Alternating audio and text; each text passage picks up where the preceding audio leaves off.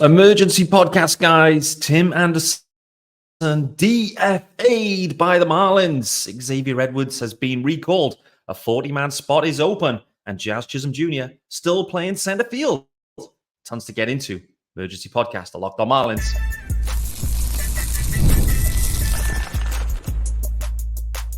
You are Locked On Marlins, your daily podcast on the Miami Marlins. Part of the Locked On Podcast Network, your team every day. Greetings from England and welcome to Locked On Marlins. This is your daily Marlins pod. I'm your host, of course, Peter Pratt. Hit me up at Miami Marlins _UK. If you're listening to the pod, of course, hit subscribe and leave a review.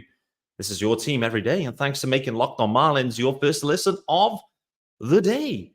What a way to get started. An emergency podcast. Reminder, there's a YouTube channel as well, though, guys. Hit subscribe over on the YouTube. It's also called Locked On Marlins. Join us in the comments in particular. Let me know your thoughts on this move. The Marlins make the move.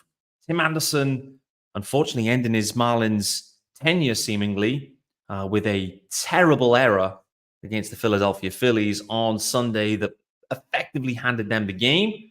He did get an at-bat, strikeout, I believe, from memory as well. So Tim Anderson, a not optimal finish, kind of finished the way it all went for him. We're going to dive into Tim Anderson, his performance with the Marlins, what it means for Tim Anderson generally. Is that it? Is it Gene Segura's season? I think it probably could be, but he could be available. Maybe he could be a trade candidate now. Could the Marlins eat the money and send him to the Braves? Maybe. He'd probably go and get a ring with the Braves. We know how it works. Xavier Edwards has been recalled straight into the lineup as well against the Red Sox and playing shortstop. Wanted to really dig into that specific topic area on this episode. 40-man spot is now open as well. Xavier Edwards was obviously already on the 40-man. So the Marlins moving Tim Anderson off the 40. Spot is open. Eddie Cabrera waiting in the wings seemingly for the back end of this week or early next week for a return. I also want to talk about Jazz Chisholm Jr. still in center field. The Marlins are cycling through shortstops. Jazz still in center field. So, packed episode, guys. Emergency podcast. And the emergency podcast is sponsored by our good friends over at FanDuel. You can make every moment more as playoffs wind down. The sports stop sportsing like we want them to. But this summer, FanDuel is hooking up all customers with a boost or a bonus daily. That's right. There's something for everyone every day, all summer long. Visit FanDuel.com/lockedon to get started. And guys, we are starting with the news, the breaking news. Tim Anderson DFA'd. It feels like this has been coming for at least a month, if not slightly longer than that, to be honest with you. The sense we had from Craig Mish a while ago was that the Marlins would continue to persevere with Tim Anderson. And there's been no clubhouse issues. I think going into this year, there was a little bit of uncertainty around Tim Anderson as a clubhouse guy. Are there any issues? It transpires that there wasn't really any issues. Tim Anderson has done everything right. I'm expecting Skip Schumacher, pre-game, post-game, whatever it might be, to talk glowingly about Tim Anderson, the guy, the work ethic, etc. Much like he did around Avisail Garcia. But the interesting news here, the Marlins, 2nd of July, they pull the trigger. They decide to move on from Tim Anderson, and they prioritize giving at-bats, playing time to a younger guy, a guy that could potentially be a part of the future. We don't quite know what that future is going to look like, how quickly we're going to get to a situation where the Marlins are competitive again. This season, clearly, they're not competitive. Skip Schumacher's about to leave. The Marlins are going to be in a transition for some time, in all likelihood. Again, there's little green shoots of recovery in that where I get a bit excited about the rotation. I think if they can add a stick or two, make a trade or two, and they get themselves into a position to compete, the reality is it's probably unlikely for 25, may even be 26. Who knows about 27? By the time we're thinking about it, maybe 2030. Man, oh man, wait to see how this goes. But the Marlins prioritize some playing time for Xavier Edwards.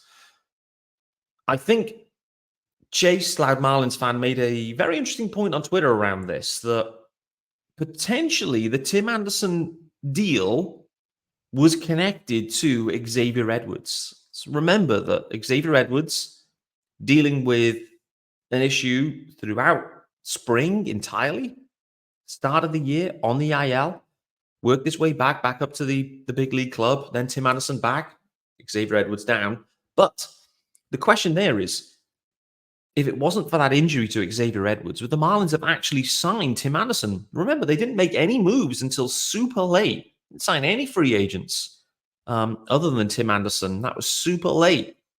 And by that time, it was probably pretty clear that Xavier Edwards specifically was going to be missing some time. So I think that's a really good observation there that, yes, Tim Anderson was available on the market. He was absolutely disgusting in 2023. And, I'm sure that many people thought, and Peter Bendick spoke of this. I look back to see what he said at the time around Tim Anderson, where the body of work suggests that Tim Anderson could be a bounce-back candidate. He played through issues in 23. He's healthy. He's moving well. Everything's looking good. Are we going to get a bounce back from Tim Anderson? And I think everyone, all Marlins fans across the league could absolutely buy into this move and it being a great fit for the Marlins. They could see Tim Anderson absolutely being a bounce back candidate. Pretty early on, it was clear that was looking unlikely, to be honest with you. He got his Marlins career off with a bang, like a bloop opposite field's RBI. I think in game one, that set the tone. But beyond that, I mean, there was very little to talk about in terms of production from Tim Anderson. And then the defense as well was like, okay, just about. But I think it was the final nail in this Tim Anderson coffin from a Marlins perspective, the complete botched defensive play on Sunday, where it was just a routine, regular double play ball. Took his eye off it, misplayed it, whatever it might be. But it led to the Marlins blowing that game directly. With Tim Anderson makes that play, or anyone makes that play. Listen, anyone could have made that play. Honestly, Jake Burger playing, I mean, I'm not trying to slander Jake Burger, but Jake Burger playing shortstop, Jesus Aguilar playing shortstop would have turned that double play, no doubt. And so Tim Anderson, that final play, maybe at that point, enough is enough.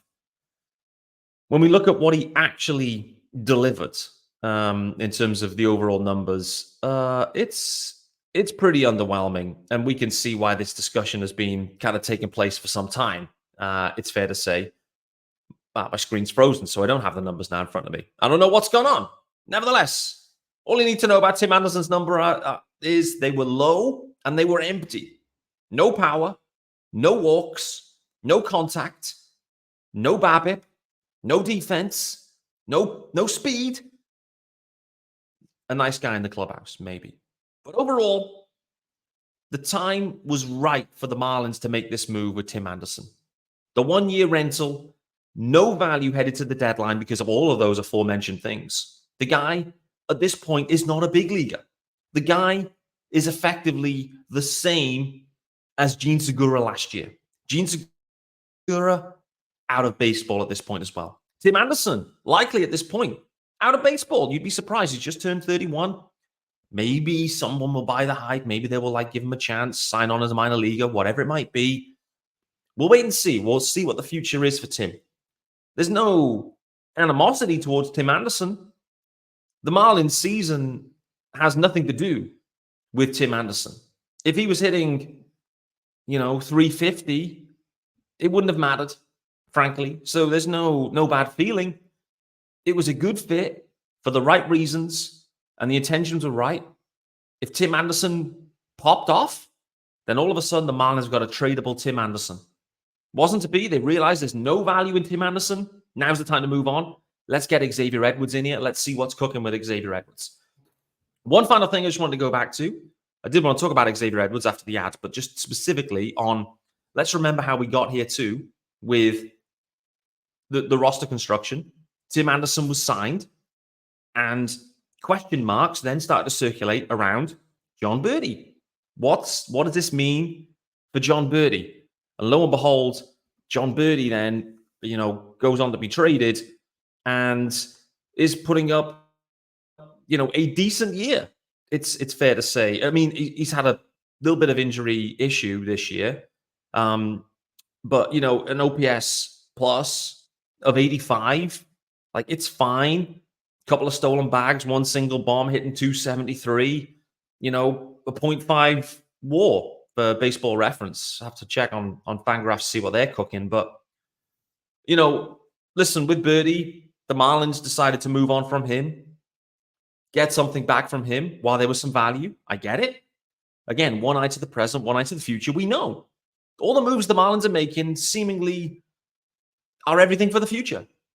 It's been both eyes to the future for some time. And so now, again, Xavier Edwards comes in. This is an eye to the future as well. The Marlins have timed this right with Tim Anderson. Don't get me wrong. It was right to move on.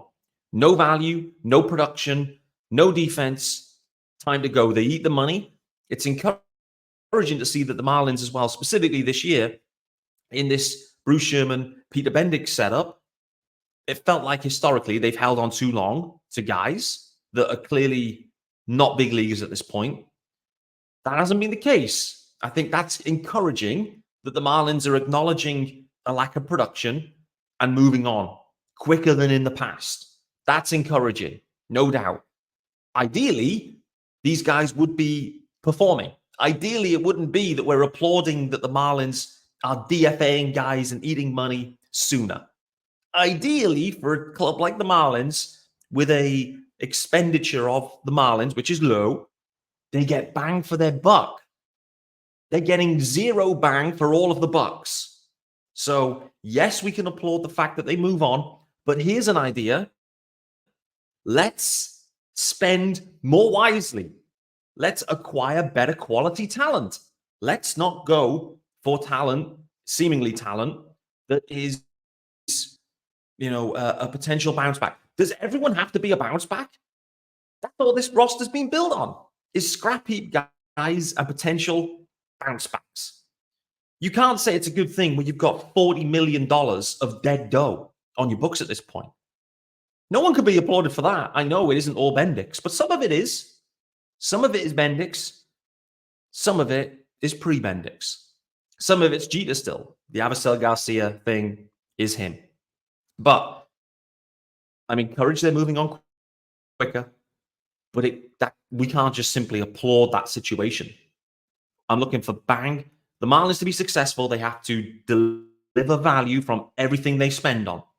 Tim Anderson, $5 million, huge bust. I say huge, it's probably a little bit unfair. Like, still $5 million. Could they have spent it better elsewhere? Probably. You look across the league, this guy's performing. And frankly, they could have played anyone else, to be honest with you, than going and sign Tim Anderson. But I get the theory. Let's talk about Xavier Edwards shortly after, and then I also want to talk about Jazz Chisholm Jr. because, again, Jazz Chisholm Jr., the franchise shortstop. Let's not forget that was the intention with Jazz. Derek Jeter identified him as the shortstop of the future. They made that move with Zach Gallen, 1-for-1 deal, huge deal. Jazz Chisholm Jr. is still out in center field. It's fine. He's performing fine. But I'd like to ask the question is, now the season's cooked, and, why would you not put your franchise player back to their position that you originally acquired them for? The question that's in my mind. Before we do that, let's let you know about our good friends over, of course, at FanDuel. They're the sponsors and the first ad on FanDuel. So, guys, I love sports, you know that, and I love them so much. I never want them to stop. But as the playoffs wind down, we get fewer games, and the sports, they're just not sportsing like I want them to. FanDuel lets me keep the sports going whenever I want. All I have to do is open the app and dream up bets anytime I'm in the mood. And this summer, FanDuel is hooking up all customers with a boost or a bonus daily. That's right. There's something for everyone, every day, all summer long. So head over to FanDuel.com/lockedon and start making the most out of your summer. FanDuel, official sports betting partner of Major League Baseball. Welcome back to an emergency podcast episode of Locked On Marlins. I'm your host, Peter Pratt. Tim Anderson has been DFA'd. The time was right. A botched play at shortstop, a routine double play ball botched by Tim Anderson that led to the Marlins losing on Sunday was the final straw. Final straw, it was time to go. And that could be the end of Tim Anderson's big league career. We'll wait to see. He's been DFA'd. Maybe someone will claim him. Maybe the Marlins will eat the money and send him somewhere and get something back. I don't know. You'd be stunned if that was the case. Xavier Edwards has been recalled. Let's talk about Xavier Edwards for a second.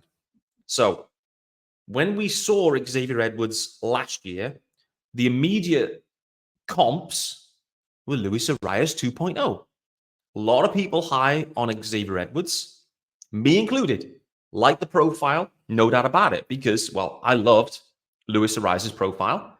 Okay, he's maybe not quite at that level, but that's the type of profile we're looking at here with Xavier Edwards. And, we've seen how effective that can be. He's been, obviously, it's been a tough year for him in 24 with injury, but down at AAA, 119 plate appearances thus far. He's hitting .330. He's got an .826 OPS. There's been 1 home run.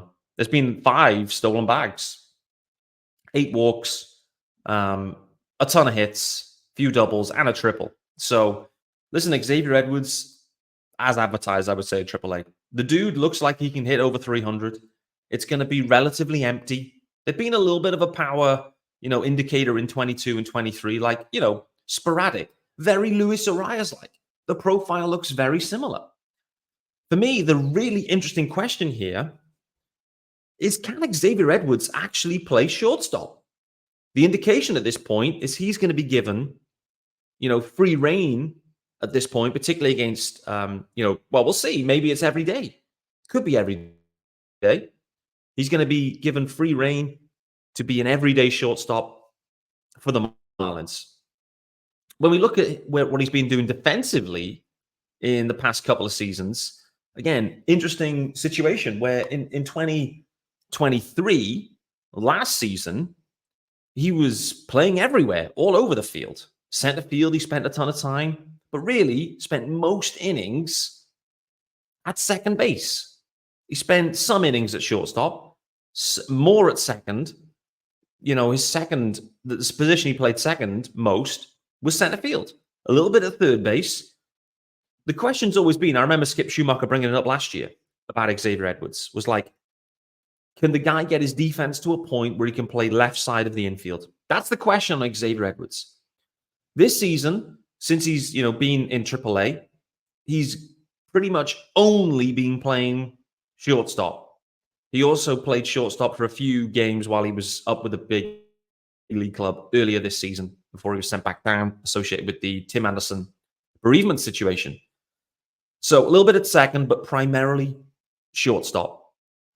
So for me, this is very interesting. Very, very interesting.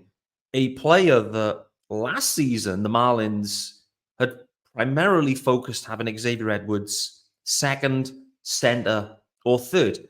Let's not forget how many other potential shortstops there were in the Marlins organization. Jacob Amaya, for example, Jordan Groshans, like all of these dudes that the Marlins had. They had so many shortstop options. So Xavier Edwards was kind of shunted out to center field or to second base. The defense that he showed at second base for the Marlins last season, I thought was encouraging. And that's where in my head, I could absolutely see a situation where with Arias, we saw the defense regress this year. In my head, I was thinking, okay, is Xavier Edwards going to become more of an everyday player? Can he plumb into second base? Can Arias slide over or DH? That's going to be the question. And we'll see where we go. Obviously, we don't have that challenge now. Arias isn't around. But Xavier Edwards, and for the Marlins right now, the main question isn't, can the dude hit? I think the dude can hit. I think the dude can hit over 300. I think it's going to be a similar profile to Luis Arias. But the question is, can he play short? That is the main question. I mean, Tim Anderson wasn't great there. Vidal Brujan has not been good there either. So the Marlins are cycling through guys here, trying to find anyone that can actually play shortstop. The question I've got at this juncture, considering what I've already described with Jazz Chisholm Jr., Jazz Chisholm Jr. is the franchise player. the trade that was made by Derek Jeter and the profile of Jazz Chisholm Jr. and the production this year, Jazz is your guy. Let's not forget, Miguel Rojas was playing shortstop at an elite level when Jazz kind of came into the organization and into the lineup, with the big league club. Miguel Rojas, no one can replace Miggy at short. He's still one of the best in the business there at short defensively. Jazz kind of filled in a touch. It wasn't great. Granted, that's a good almost 4 years ago now. Jazz as a player, as an athlete, mentally, is very different now. This is a very different Jazz. This is a guy that's grown up, learned the game. It isn't just plumbing a rookie into shortstop and he's trying to make too many plays. No, that's not Jazz Chisholm Jr. right now. So we'll talk more about Jazz Chisholm Jr. shortly, and whether the Marlins ever actually consider taking Jazz out of center field, the position that he, for the team, for the sake of the team, said, I will go out there. I will solve your problem. But now the team's cooked. The Marlins still look like they've got a problem at short. Is now not the right time to bring your franchise shortstop back to shortstop? Before we do that, firstly, let you know about our good friends over at PrizePicks. Yes, sir. And PrizePicks is America's #1 daily fantasy sports app and has over 5 million active members. PrizePicks is the easiest and most exciting way, of course, to play daily fantasy sports. And unlike other apps on PrizePicks, you just play you against the numbers. That's it. No worry about all these other sharks. You against the numbers. It's all on you. All you do is pick more or less than on 2 to 6 player stat projections. And ideally, watch the winnings roll in, baby. Get in on the daily action with your friends and become part of the PrizePicks community today. You can also win up to 100 times your money on PrizePicks with as little as 4 correct picks. So you can turn $10 into 1,000. And if you're looking for promotions, absolutely listen up right now. PrizePicks has got you covered every week, particularly today. Today is a Tuesday. And on Tuesday, they will lower select player stats projections to help your lineup hit.